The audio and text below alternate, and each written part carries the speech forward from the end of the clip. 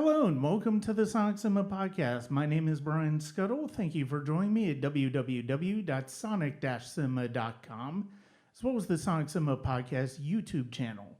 Click subscribe, rate, and review wherever you listen to podcasts, whether it's Apple, Spotify, Good Pods, YouTube, or basically any podcatcher that you listen to podcasts to. We're pretty much anywhere, and your listening is always appreciated. In addition to the podcast at the YouTube channel, you can also find quick takes, filmmaker reviews, and more. You can also check us out at patreon.com/SonicCinema.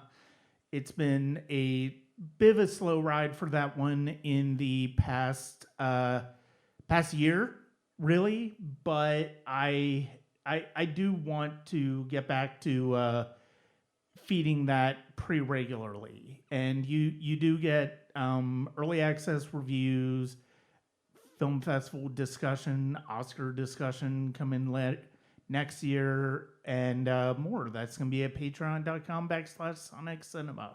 So our guest is somebody who you will no doubt know. He's been on the podcast. I don't even know how many times at this point. We always have a good time talking about horror, whether we like it or not. And you heard him earlier this year. He was the first episode of the year when we talked about Joseph Cotten. And you will be hearing more from him later in this year. And but this time we are going to pivot away from our original concept, which honestly, as much as I like the concept, and we'll probably do it again at some point.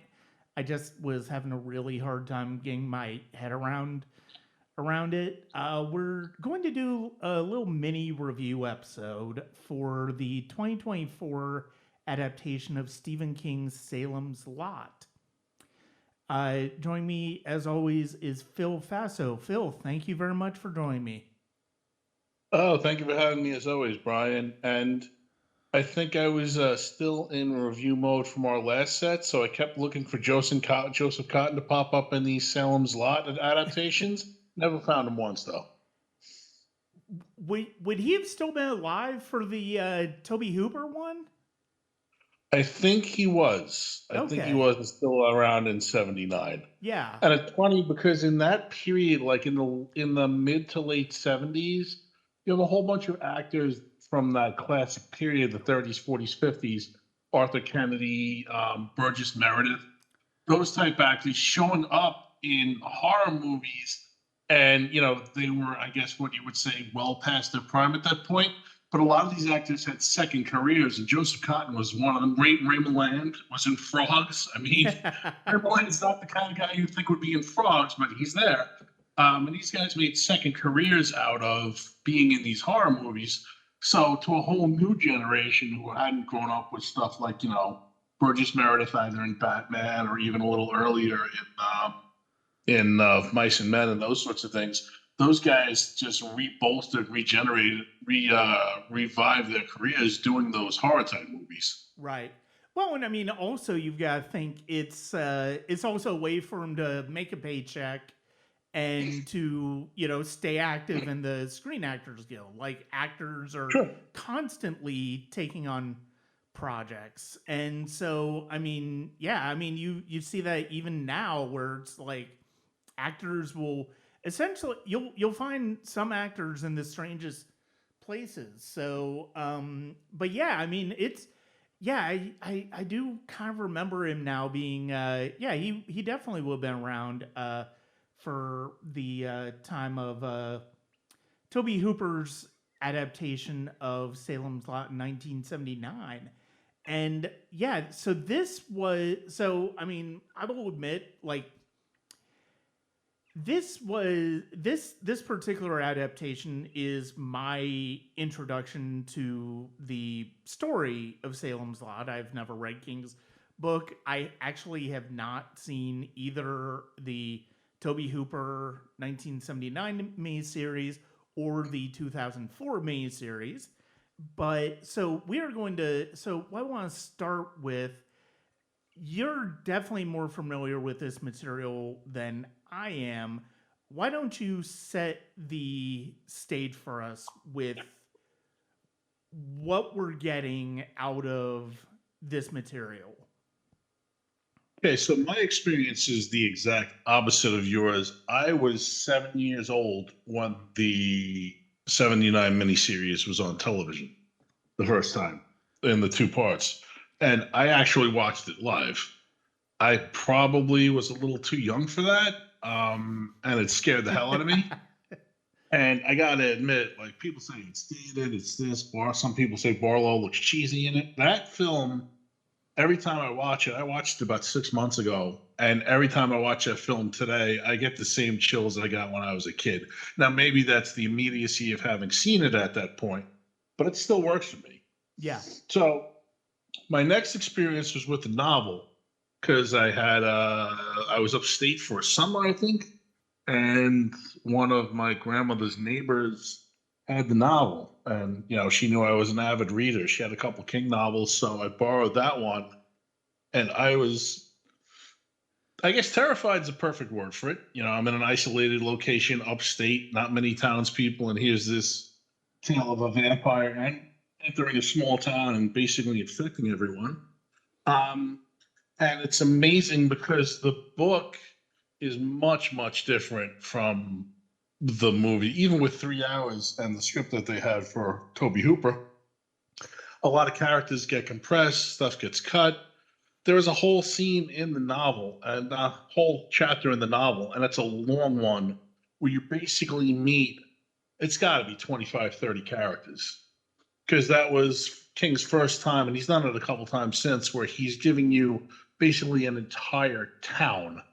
And to dedicate that type of number of characters to a movie, even 3 hours would have been impossible. Like, had they done the streaming thing back in the day with the 8 to 10 episodes, I'm sure they would have gone that route in '79. But I'm kind of glad they didn't. We'll talk about some differences when we get to the 2024 version. So I've read the novel 3 times and taught it once, actually. So I have experience with the novel. I actually prefer, this is one of those rare occasions. I have 2 degrees in English, literature and language. And this is one of those rare episodes where I actually like the '79 version better than the novel. King tends to be overly long. King tends to go off on tangents. I've always preferred King's short stories to his novels. Like, I started listening to an audiobook of Cujo the other day, and he just, like, the first hour and a half of it, you see the dog like once. And it's a movie about a rabid dog. I'm like, oh my God. So it's actually one of those versions where the movie actually compresses a lot of stuff, cuts a lot of stuff down, cuts some scenes out, switches some stuff with characters, and it works. Yeah. Then I watched the premiere in '79. I watched the premiere in 2004 of the Rob Lowe, I forget the name of the director, Michael Salomon, I think his name is. I watched that version, and one of the worst watches I've ever had for a movie. Oh my God, it's terrible. It is so bad. And the funny part of it is that it actually, out of the 3 versions, it's the one that sticks closest to what's going on in the novel. But it's all argument for, hey, trueness to the book doesn't make a good movie at all. It's terrible. I actually got it for like $4 on Amazon. I bought it for $4 on Amazon Prime the other night because they were having a sale on horror movies this month for Halloween. So I watched it. I tried to drop my sister off at the airport at like 4 in the morning, and I'm like, oh my God, it's like midnight, 1 o'clock. It doesn't make any sense for me to go to bed now. So I watched it through the full thing, beginning to end. And as I get older, I find it hard to watch movies, longer movies, anything over 2 hours in one sitting normally. But I'm like, I'm going to sit down and dedicate myself. And basically, I'm going to punish myself by watching this, which is great because I never have to watch it again now. It was a worthy $4 investment. And that brings us up to the current version, which is fairly screen accurate. We can get into some of that stuff because I have experience with the other ones. Now, did you just get hooked on this new one because of is it because of the whole backstory with what was going on the last 3, 4, 5 years with it? Or were you interested in it to begin with? Like, how did you get interested in this? I wouldn't necessarily say it was anything in particular that Okay. got me hooked on it. It just seemed like a good it seemed like a good discussion point because it did just come out recently. I mean, I obviously, as somebody who does follow movie news, you do definitely start to pay attention to the development of movies, especially movies nowadays where sometimes it'll get made many, many years before, and for some reason it'll take its time to get to release. And I mean, that was certainly part of it. I mean, I've definitely, I mean, especially following all of the upheaval Warner Brothers in the past few years since it became Warner Brothers Discovery, since David Zaslav took over. I mean, I think like at this point, any of those movies that make it to audiences' eyes, whether it's on HBO Max or whether it's theatrically, I think is a benefit. And I mean, I'm nominally of, just as a viewer of, just as a movie watcher, I would say I'm nominally a Stephen King fan. Like I've watched enough of the adaptations of his work at this point where I can definitely say I'm a fan of the stories that Stephen King tells through these films. Whether it's whether it's The Shining, whether it's Carrie, whether it is The Rage Carry too. I mean, we talked about that. I mean, Yes, there's we some interesting did. things that I think the past few years have started to really. I do think there are things in that movie that hold up better than you would expect. Um, but yeah, I mean, I think as far as I'm interested in new adaptations of his work. The Mist is another great example, and obviously Darabont's adaptations of his work are always were always intriguing as well.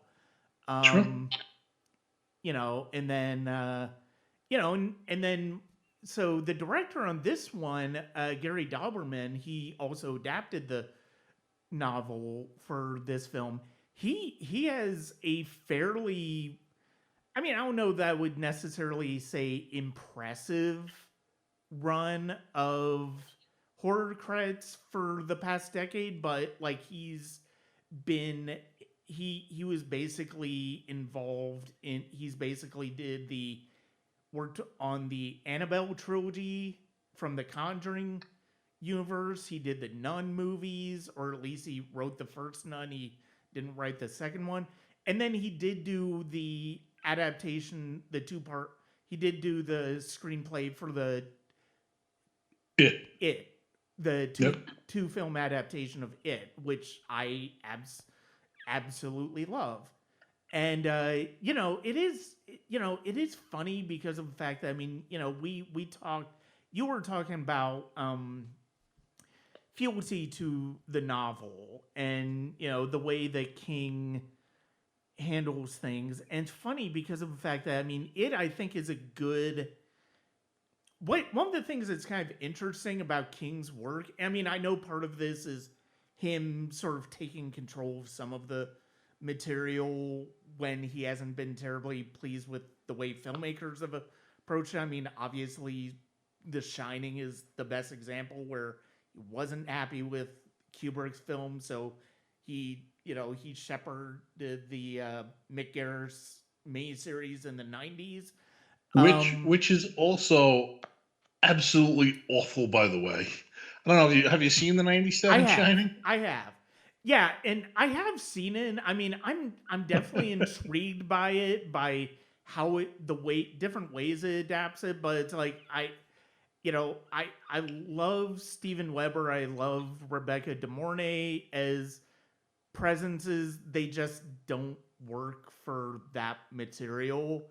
Like, I mean, I know what they were going for. They were, again, it was more true to what King had in mind for the book, because he didn't like that Jack Nicholson basically is Jack Nicholson from the time the movie starts. And yeah, but I mean, I know Carrie also didn't that a miniseries too, didn't it? I think it was a TV movie. I don't think that one was a full Okay, yeah, movie. it was. Yeah, I think you're And, right. It was and a that TV one, movie. that one's weird because that one. So I've read, I read most of King's early stuff, and that novel is set up as it's like a newspaper articles, but it's mostly a series of interviews with police and its characters telling what happened. And that particular version of Carrie, the TV version there, has the same format. So it cleaves a little closer to the book. But again, true to the source material, doesn't make it better than De Palma's movie by any means. Yeah, So, yeah. And then of course we got another adaptation of Carrie a decade ago, which I was really looking forward to because I love Kimberly Pierce as a filmmaker. She did Boys Don't Cry, she did Stop Loss, both of which are terrific. But it just did not hit the mark, and no, it misses by a wide margin. it's like, how do you, like, there's so much potential for modern update of that story. How do you miss it that much? But going back to Salem's Lot, and I mean, I think the thing that is, I always knew this was a vampire story. I always knew this was a vampire story. The thing that I'm one of the one of the things that really struck me so much is how the introduction to this story really does feel like King doing his own riff on Dracula and Nosferatu. Well, that's exactly what. Well, not Nosferatu. We'll get to that in a minute. But that's exactly what King was doing. Yeah. King was teaching Dracula to. I think he was at a college. He was teaching a night class. I think while he was writing, and he was teaching Dracula, and he came up with the idea: what if Dracula, instead of coming to London, came to a small town in America? And now you have the vampire transposed to America, and it's this little town with all these little looks fine on the Yeah. overview, Yeah. but if you dig a little deeper into the underbelly, you start to see the seams, and once Barlow comes in, everything falls apart. Mm-hmm. So yeah, that's exactly what King was intending. Yeah. And it's funny that you mentioned the Warner Bros. Well, you can't really get around the thing that this movie was put off like 2, 3, 4 years or whatever it was. But I kind of find it funny that if you look at David Zaslav, okay, he's an evil entity who came into a place and started picking off its members. Sound familiar at all? Are So you saying he's essentially Warner Brothers Barlow. There you go. are are you are you saying this was an unintentional unintentional riff on what David Zaslav is doing at Warner Brothers Discovery? Hey, if the shoe fits, right? I mean, hey, you know what? We're never gonna see Batgirl. It looks like we're never seeing Coyote versus Acme. The I Scoob don't I don't sequel. I don't mind I don't mind considering him a vampire, because let's face it, that's basically what he's doing at this point with Warner Brothers Legacy, and it's honestly sickening. But and then so yeah, it's and I like that setup. I do like the idea where, well, what if Dracula came to America as opposed to as opposed to Europe? And I mean, it's an interesting setup. I mean, he finds his way into the mythology that's really nice. Part of the reason I mentioned Nosferatu is that I know we just talked about Dracula last year, but we you know I'm so much more familiar with Nosferatu than I am any of the other adaptations of Dracula. That's naturally where my head goes. But I mean, the very opening scene where uh, Barlow's minions essentially like he gets the Marsden house, and so I mean, and it feels very much in the same way that Hooter sent to Transylvania to bring Barlow to town. And oh yeah, give him that house. Give him that house. That's kind of what I was thinking of. But yeah, obviously it's Dracula as well. Um, the thing that and then of course we get the writer stand-in Ben Mears, who it's a tradition. It's a film. It's an author tradition like no other. The main character being a writer, and a horror writer coming back to his hometown, and he basically he along with some of the other people in town start to uncover the mystery of what's happening in this town. And as you alluded to earlier, vampire Barlow is essentially starting to turn the town into vampires. Yes. So here's where my issues with this, and let me just give you my opinion of this first. I thought it was fine. Yeah. I thought Salem's Lot 2024 was fine. I didn't think it was spectacular. It's not something that's gonna, be on my every Halloween list every year. Mm-hmm. But it was good. Yeah. And I don't see, like, other than the politics of things, this probably should have been in theaters a couple years ago. And it probably would have done decently around Halloween time, I would think, Yeah. especially when you're touting the writer of the It's and, director of Annabelle, whatever, blah, blah, blah, that type of stuff. But here's the problem, okay? There's a thing in video games called speed runs, okay? Mm-hmm. So you take a game that it would take a normal person 24 hours to finish or 30 hours to finish, and you're going to go on a speed run and you're going to finish that game. And there's tons of these on YouTube that you can watch. Oh, yeah. Where you run through the game in 8 hours or 9 hours or 7.5 hours because it's a speed run. And the whole thing is just get through it as quickly as possible. Mm-hmm. That's my problem with this adaptation. Okay? Yeah. This is a speed run through the source material. It's a speed run through the story. And there's a whole bunch of issues with that. Now, it starts off. So I watched a ton of reviews of this thing after it came out. And unfortunately, I was in, well, not unfortunately, I wasn't unfortunate to be in San Diego last week. I was very happy to be there.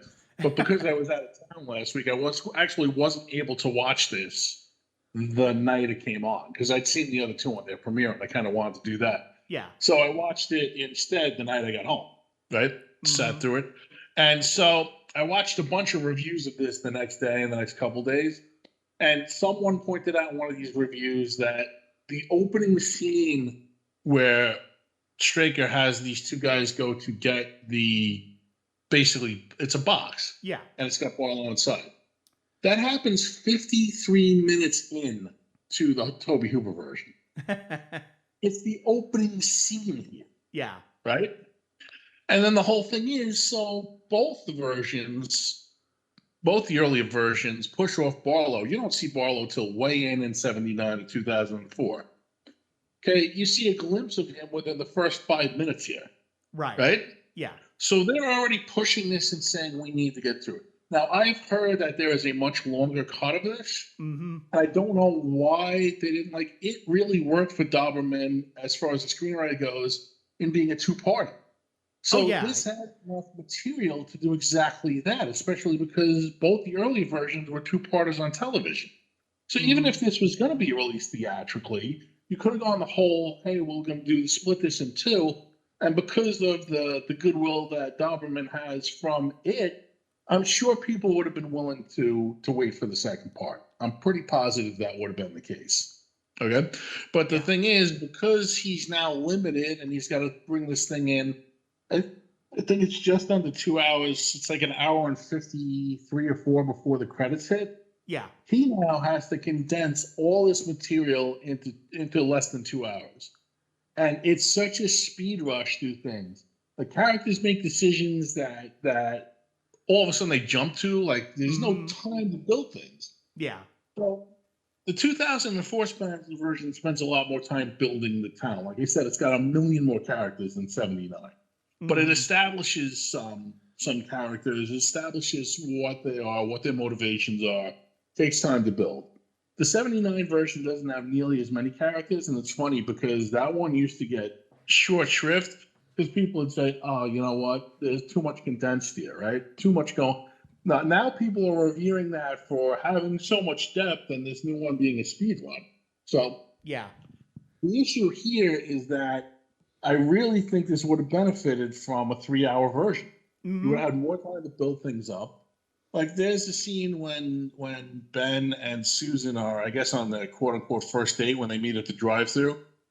And this is such shorthand screenwriting. She's like, oh, there's a lot going on in this town. And she starts pointing at cars, and this guy is a drunk, and this guy in this car is cheating on his wife, and she's doing this over here, and she had this, and he had this. It's shorthand for stuff that we really could have shown that would have given me a better appreciation for what's going on in this town. This Right. doesn't really feel like a town. Everyone's and the look is great. I think the cinematography is awesome. I'm very impressed with the way they made it look like the 70s. But I'm not getting the feeling that this is a tight knit community with 1,000 people in it. I'm Yeah. getting the feeling that this is 8 people in this town and a bunch of extras who live here, right? So, I mean, my main problem with it is exactly that it's too condensed. There's way too much and it rushes through things. I don't know how you feel about it because you're coming into this for the first time. So, Right. Well, I mean, and look, I mean, when you're talking about it, though, I mean, it is a, it just as a story has a natural cutting off point, right? Because, I yeah. mean, it's got, you're going to have half the story with them as kids, half the story with them as adults having to come back to Derry. So, I mean, that's a natural two-parter. I think I will admit I got really annoyed by the impulse to split books into two that happened in the Yeah. early 2010s with Harry Potter, with Twilight, with Hunger Games, where even if it made sense, it's like we know the only reason you're doing this is to make more money. Um, I do, I do think I think 3 hour movies. I mean, even even with the King, even with the Stephen King pedigree name on this, even with the story being as familiar as it is, I do almost wonder if a I do almost wonder if a 3 hour movie would have been really an easy sell for this particular story because they had already had two other main series that were 3 hours, and especially if you're going to try to do it theatrically, 3 hour horror movies are rare. Like they're No, true. exceedingly rare. I mean, granted, we got two that were nearly 3 hours in It Chapter Two and Doctor Sleep in 2019, but I mean, It Chapter Two was the follow up to It, which was a monster hit, and then Doctor Sleep was a, nominally a sequel to The Shining. So, I mean, it's one of those things where it's like I do think as much I'm all for letting this story breathe because I do you can tell that you can tell this feels like the cliff notes if you're going to go with a if you're going to go with a another metaphor. I love the idea of the speed speed through. That actually makes a lot of sense because yes, I mean I'm familiar with those videos. But yeah, I mean this to a certain extent does feel like a it does feel like a speed through of the material. And you can kind of tell that. And So it's one of those things where trying to give You're me, trying to jam 8 pounds of horror into a 5 pound bag in this movie. yeah, Another metaphor. yeah, So let me ask you a quick question here. Okay. Given streaming now and how it's changed the way we look at stories, mm-hmm, could you have done this as let's say a 6 part streaming, you know, quote unquote mini series, epic event, whatever you want to call it, as opposed to a 2 hour movie? Do you think that would have worked? maybe. Um, I mean, I don't. I mean, that's entirely possible. I mean, I'm just trying to figure a I'm way to make this story work. yeah, Because the problem is that this is a rush job, and it's a shame because it's great source material. It's been done twice to different effect as yeah, far as quality goes. But if you're gonna invest in making this story, I don't see why you'd make it this way. And obviously, you have masters that you need to serve at Warner Brothers Discovery, and you decide that you can. I mean, the fact that this thing came out on its own is just it's great that it actually made it out, right? And I understand why they did it the way they did it. But yeah, having seen more fleshed out versions twice with more room to breathe, it's just there's no way that this particular condensed version of this was going to satisfy me. And I don't know, like I've seen a mixed, there's been a grab bag. I watched a ton of reviews of this thing the last week.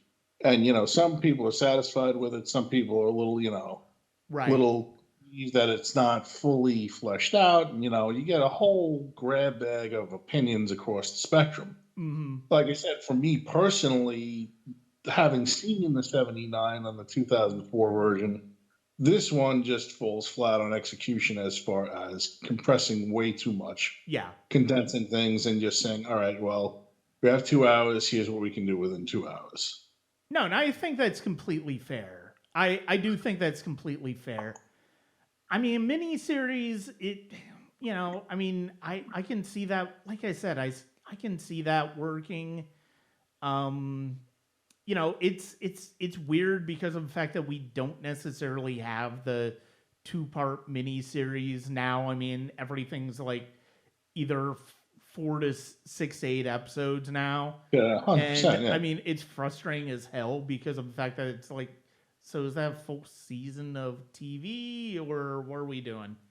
Um, no, I mean, it's two. I will say one of the things that you liked about the movie is something I very much like too. I'm a huge fan of the look of this film. I think the look of this film, the sound of this film, I think the cinematography, the production design, the cinematography by Michael Burgess, production design, and then the music, both the use of songs as well as the score, I think is really effective in this film. And I think they do a good job with it. And I think they do a good job of saying tone in this movie. I mean, I think that's where this I think I think that's where this movie excels. And you know, the characters, I mean, there are some characters that are more engaging than others, obviously. And I mean, I think in that way, this movie definitely could benefit by being longer. I'm just not sure. Like, it's hard to figure out the structure of this. Like, I mean, what the structure would look like this if it wasn't a 2 hour movie in the modern era. Fair enough. Yeah, So let's talk about what we have then. Right? Let's talk about what we have as far as a movie goes. yeah. So, what particularly, well, you just mentioned some things that you like. What particularly did you like about the way the story was presented, the characters? Like you said, some are better than others. Like, what kind of things did you enjoy in this? Um, I do think as much as it does feel like it's rushing through things, I do actually like I do actually like the structure of this film in terms of I like the idea of I do like the idea of starting with Barlow in town and then Ben comes in town almost concurrently and those two elements just start to work within the case of the work within the town in general. I mean, Lewis Pullman is Ben Mears. I mean, he's fine. I mean, he's decent, but I mean, certainly not terribly memorable. I mean, I think both of us kind of agreed. Like Alfre Woodard as Dr. Cody is by far the most entertaining performance in this movie. I don't know why you hire an actress like that who's got a ton of credits. She's been in some important movies, some Oscar winning stuff, and you choose to make her the comic relief. Like, first off, Salem's Lot is one of those stories that doesn't need comic relief. No. It's really dark. Like the idea that a whole town is being taken down by a vampire is pretty terrifying. Yeah. And some of the lines that they give her and the way that Dauberman, I guess, directed her to deliver those lines, I'm like, oh my God, why? Like, this is just so unnecessary. And I generally like her in a whole bunch of stuff. She's a great Oh yeah, actress, she's but fantastic. I question why you want her to be the comic relief if you need comic relief at all, which I would Right. argue you don't. Yeah. Now, what do you think about the kid that played Mark? Because everyone's going nuts about that kid. They're like, oh, great performance, this and that, blah, blah, blah. He's awesome. I think he was decent. I think he kept my interest in the character.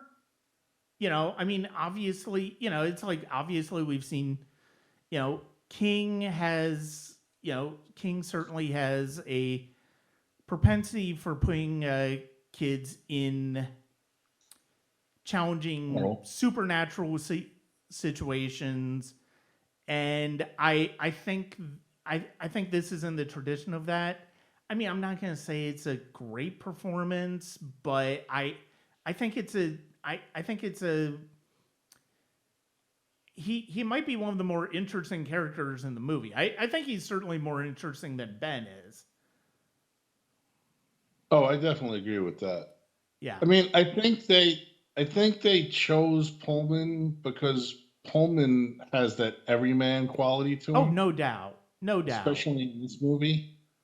Like in Top Gun Maverick, he's the one guy who doesn't have the fancy name. He's just Steve or whatever it is, you Yeah. know? So I think they definitely chose him for that. And he fits in that, but like you said, I mean, he's just kind of unassuming. Like, there's nothing exciting about him. Like, I can't picture Pullman as the guy leading a revolution against vampires, you know? Yeah. And again, he's fine. You know, I don't mind him. Mark Petrie, the kid who played him, fine. I don't understand why everyone else thinks this is some standout performance, but you know, Yeah. it's No, I fine. wouldn't. I wouldn't go that far. You know, Bill Camp, who plays Matt Burke, he's good in it. I like Mm-hmm. him. Yeah. Not really impressed with the girl who plays Susan. She's just kind of there. Yeah. Yeah. Mackenzie Lee. Yeah. I mean, I wasn't. I wasn't. She didn't really do much. I mean, obviously, she's basically the potential romantic interest for Ben, but it's like, yeah, it didn't really like when she dies later in the when she turns later in the movie, it doesn't really impact us the way it should. Well, that's also part of the thing with the whole rush job here. So let's Mm, take a look at this, right? First off, her introductory scene is her she's working at the front desk of Larry Crockett. Larry Crockett's the real estate guy in Salem's Lot. yeah. Has a much bigger part in the novel. He lays the groundwork for Straker to buy the property and to come in to Salem's Lot and bring Barlow with him. Hmm.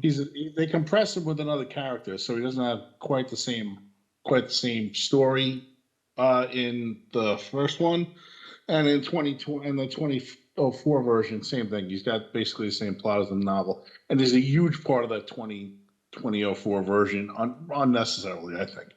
But here, so she's at his desk, and I'm pretty sure she had her working that job just to get Larry Crockett in there, because he talks to Ben for like a minute, and then you never see Larry Crockett, Yeah. right? So then her thing is, okay, well, she's reading and the whole joke is that she's reading his novel, Ben Mears' novel, Yeah. but she doesn't know it's him, even though his picture's on the back cover. So there's that. So she's like, oh, I'm going to go to the drive-thru. She says something. I don't know if she mentioned the drive-thru there, but then she's at the library with her mother when he's doing research. Ben's doing research Yeah. on the lot because there was a huge fire that wiped out the West End, and then his parents died in a car accident, and he's looking up stuff on microfiche, which I'm sure is going to confuse any modern kid who's watching this because they're going to be like, why didn't you just Google this stuff, right? Yeah, exactly. So they meet at the drive-through, and then I think there's one other scene before we get into the vampire stuff where the lady who runs a boarding house comes to his door, and when Ben moved into the boarding house, she specifically said no guests. And then she says hello to Susan through the door, and you see Susan's got like a bra on, so it intimates that they were sleeping together. So they've had like short scenes together, and then I'm supposed to believe that this is this great romance that is going to greatly affect him when she gets turned into a vampire. So again, it just doesn't have time to build that relationship. And I think that part of the problem is neither one of those characters is exactly lighting the screen on fire when they're together either. Yeah. So, I mean, it like you said, it falls flat. It falls flat for me too. It just this should have been fleshed out a little. And then they actually changed some stuff to give Susan more screen time. And even that doesn't really build anything. Like she's just kind of there, you know? Yeah. No, I agree with that. I agree with that. Most of what I like in here is the visual aspects of the movie. I think Dauberman does a really great job with the images of the movie. I mean, he sets up the story I think as best you can, but to your point, I mean, there's not depth to this. I mean, there really isn't. This is almost, it's weird because of the fact that it's almost a he was almost more interested in making this for the period piece aspects of this story than telling like a narrative with characters and stuff like that. And I mean, it's fine the way it is, but I think it's you do definitely tell that there's a lot of stuff that's missing from this story. So let's talk about what really any vampire movie is going to come down to. How do you feel about the vampires? I like the look of them. I like the the idea of the crosses glowing when they're around is a silly idea, but it's kind of fun and it goes with the visual aesthetic of the movie, I think. Barlow is dull in this movie. Like he makes no impression on me whatsoever in this movie. Like it's one of my least favorite vampires in movies, honestly. Like it goes back, like my least favorite, I think my least favorite vampire in a movie, or my least interesting, well, no, my least favorite performance by a vampire in a movie is the guy who played Dracula in Van Helsing. That performance was absolutely atrocious. The problem with Barlow, the problem with Alexander Ward as Barlow in this is that he just doesn't make any impression whatsoever. He's not seductive. He's not interesting. It's just like, okay, all right. So here's what interests me about this. Okay. So one of the criticisms of the 79 version is that in the novel, basically Barlow is Dracula. He's very suave. Yeah, He yeah, speaks. He talks. He's very seductive. He seduces these small town people into believing that he's going to do something better for them when he's really, turning them into monsters, right? hmm, Okay. So one of the biggest criticisms at the time of the 79 version was you just took this character and you made him into Nosferatu, right? yeah, Okay. And I mean, as a selling point for a 70-year-old kid, you see something like that on screen, it's terrifying, right? yeah, So the 2004 version with Rob Lowe hires Rutger Hauer to play him, and that cleaves closer to the novel. He speaks. He's not in it as much as he's in the novel, but he's in. You see a couple scenes with him, yeah, and he speaks. I mean, it's not one of Rutger Hauer's better performances. I think he was um, cashing a paycheck at that point. right, But you have Rutger Hauer. You have a presence there. yeah, Okay, this new one, so they tried to go for and I read an interview with Dauberman somewhere. He was like, "Yeah, well, we had a choice to make, and it was a novel, blah blah blah, but we really wanted to just go for a terrifying vampire in the old school way, right?" yeah, Okay. I don't think this Barlow is particularly terrifying or convincing at all. hmm, And someone in one of those many reviews I watched after I watched it when I got home from San Diego said something that I can't get out of my mind now because every time I look at him, I see it. If you take the nun from the nun movies and remove her habit, that's Barlow. yeah. Barlow looks exactly like the nun without the nun outfit on. And then uh, Straker. Straker is a weird one in this movie, Brian. I don't know what's going on with that guy's performance because he's in a whole different movie from everybody else. mm, What's his name? Abel? So I can't pronounce his name. I can't remember his name right now. But I'm like, oh my God, Straker is certainly different in this one. yeah, And yeah, I don't get him exactly that performance. But again, Straker is not even in that much to affect that much.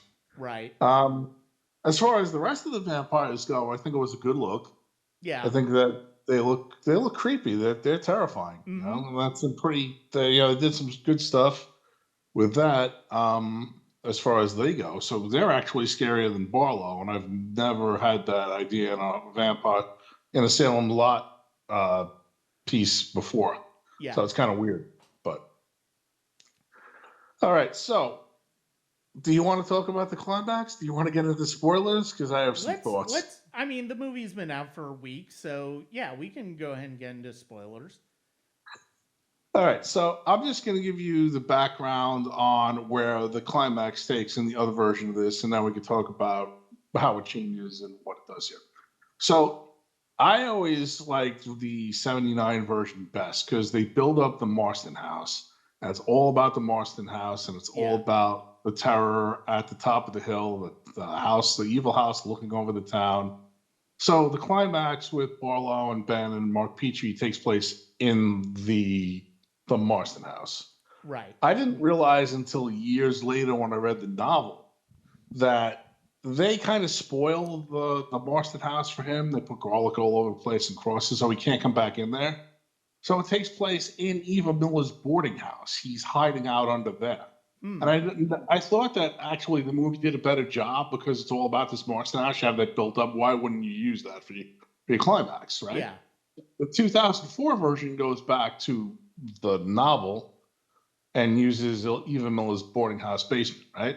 Hmm. So this version goes somewhere totally different and decides to use a drive-in theater as the climactic location for what's going on here. Yeah. So I want to get your thoughts first because I'm really curious to see what you thought about it. I enjoyed it. I enjoyed it. I'm not gonna lie. I like the idea of everybody just sleeping in the cars and stuff like that in the trunks of the cars, and then they have to stay in the light, and then the light always constantly moving between the screen, between the forest, between in the trees and all that stuff. I actually dug that.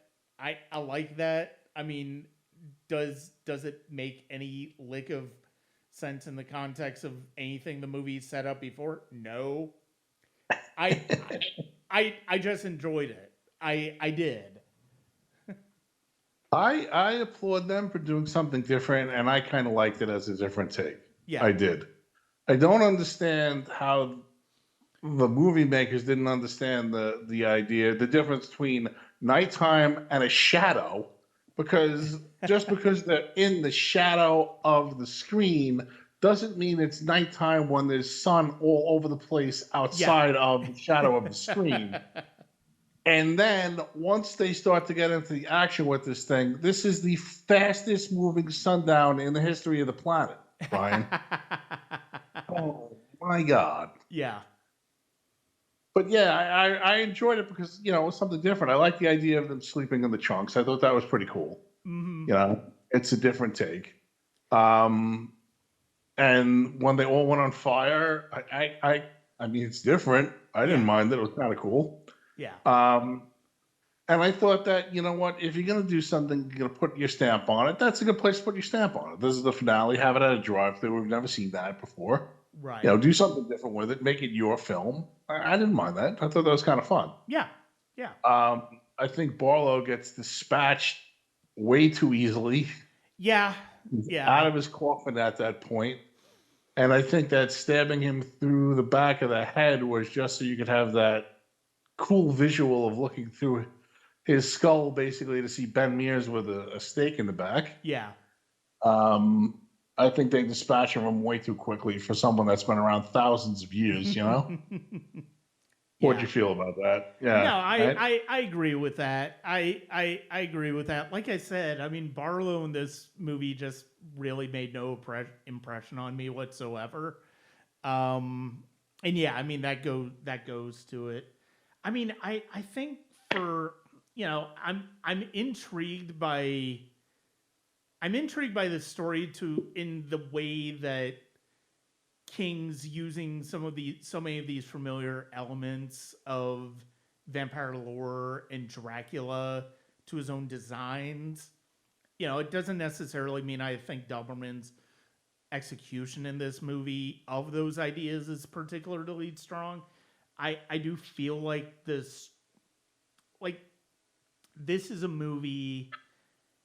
This is a movie I feel like best experienced as a visual one and as a use of music, as a use of images, and then don't necessarily think for anything more than that. No, I can agree with that. Yeah. And as much as as much as I might sound down on it, I would say if I were going to say recommend this or not, yeah, give it a watch. Yeah. It's a little less than 2 hours, so it's a quick watch. It's fun, It's nothing that's going to change anybody's life. I don't think. I don't think it's going to drive people to start reading Stephen King or anything. Oh no, but, no. It's fine. It's what it is. It's fun, and for Halloween, not a bad watch. Yeah. No, I mean, I that's exactly where I'm at. I mean, look, there's always gonna be plenty of worse horror movies out there, and I mean, it's one of those things where it's like, if you're a fan of King's material, I can see this being disappointing. If you're a fan of the Tobe Hooper movie, miniseries, which I do want to watch now, I can see it being disappointing. But yeah, I mean, if you just want if you want something you haven't watched dozens of times before during the month of October, you can do a lot worse. 100%. And is it a great King adaptation? No. Yeah. Is it a speed run? Absolutely. But is it fun? Yeah, it's fun. Yeah. Yeah, I mean, it's fun. It's fun to watch. I mean, even when the characters don't necessarily register, I mean, I do think there's enough elements in this movie that are fun. I mean, I like the way that we just get past the fact that people just accept the reality that vampires exist. You know, there's not a lot of, oh my god, I can't believe that. But you know, and no, I mean, I like I said, I enjoyed that climax. You know, I love the visuals in this movie. I love the music in this movie. It you know, it's again, it's fine. I think there are good moments in this. I think the first graveyard kill is good in this movie. I think the use of light and shadow in this movie is really good. But yeah, just don't necessarily anticipate, to your point, something that's going to change your life. I mean, it's a solid horror movie from a filmmaker who knows how to make horror films. I mean, I'm not a huge fan of all of the Annabelle movies. The one he did direct, Annabelle Comes Home, honestly, it's my favorite of those three movies in the Annabelle series. Um, so I mean, I think he does know how to make a decent film. So it's it's continuation of that. No, I totally agree. And you know what? I gotta say, the more eyes that get on this Salem's Lot movie, the more that it'll hopefully convince the evil forces that be that if you're gonna spend money and make movies, you might actually want to put them out for audiences to see because a lot Yeah. of work and a lot of craft. A lot of people work on movies, hundreds of people sometimes. And, I can only imagine how devastating it would be to go through all that and then see your movie shit canned for tax purposes. Yeah. So, Yeah.